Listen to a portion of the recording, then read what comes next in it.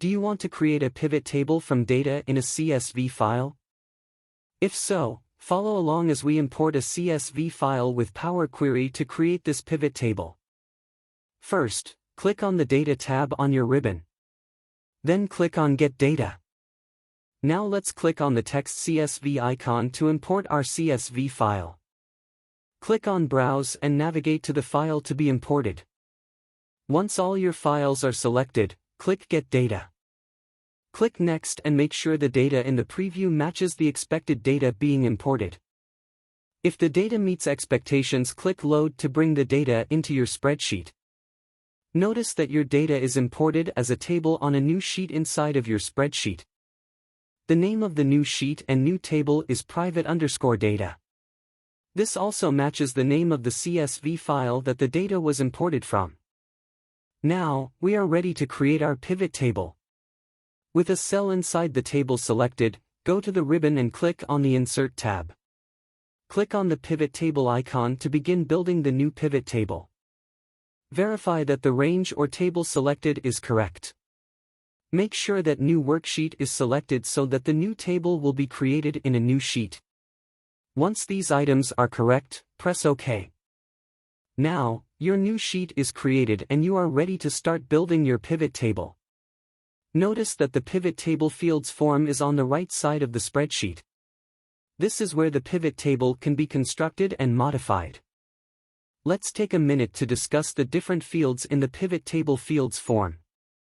The first part of the Pivot Table Fields form that catches our attention is the field name list.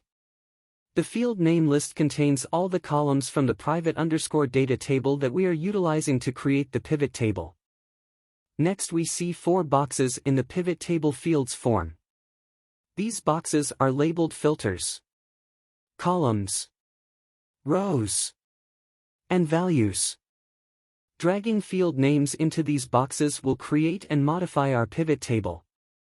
Let's begin building our pivot table by dragging the university field a name into the rows section of the Pivot Table Fields form. Notice that this action added the names of all the schools in the dataset into our table, but we still do not have any values in our table. Now let's add some values to our pivot table. First, drag the name of the student field into the values box to get the count of students per school. Next, let's work on getting the average test score out of 100 included in the pivot table. Drag the total score out of 100 field name into the values box.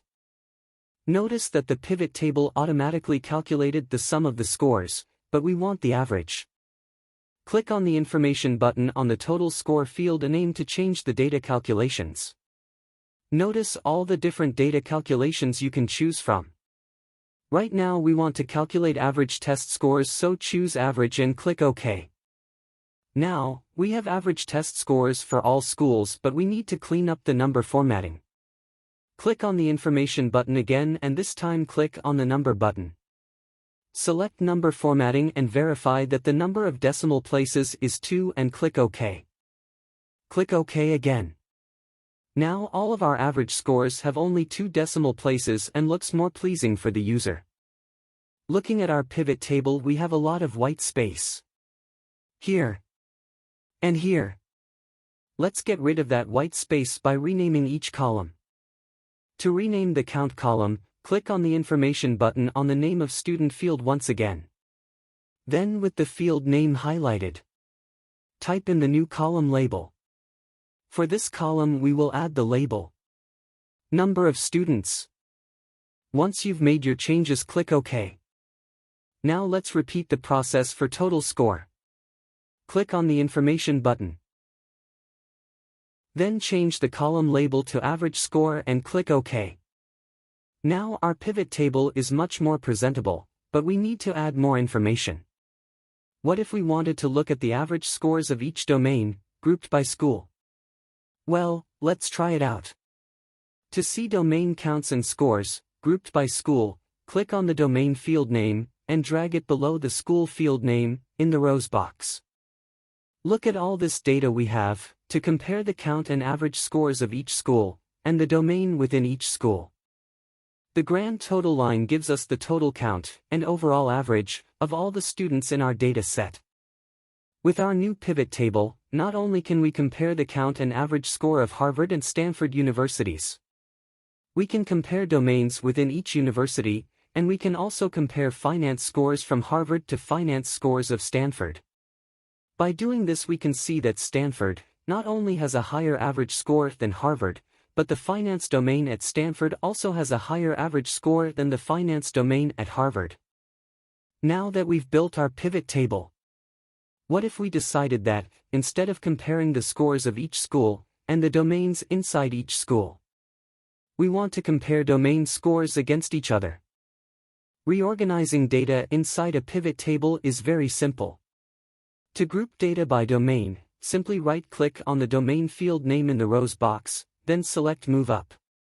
This will organize your data by domain, then by universities underneath each domain.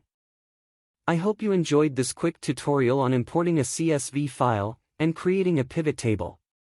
Subscribe to JBS Studio for more pivot tables and Excel tutorials.